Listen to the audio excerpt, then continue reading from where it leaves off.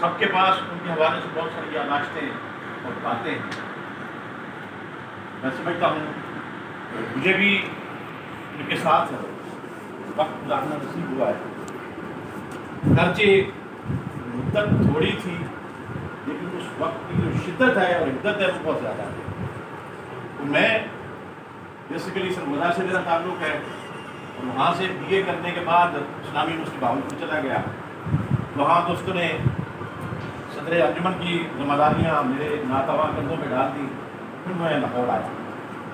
یہ وہ وقت تھا جب حافظ خالد صاحب سے میرا تعلق ہوا. اب سب سے پہلے بالکل ناف میں پڑھتے تھے اور یہاں جب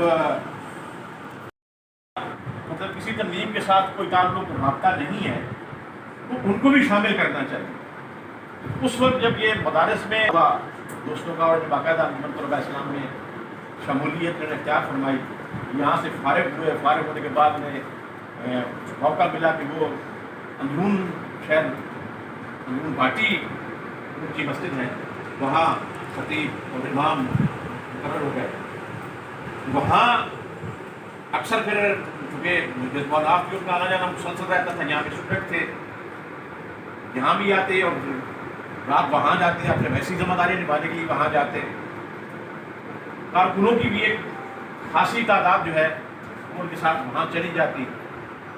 قائدین میں سے ڈاکٹر ظفر اقبال نوری صاحب چونکہ دیہی شیخوپورہ سے وہ اس وقت ضلع شیخوپورہ ہی تھا.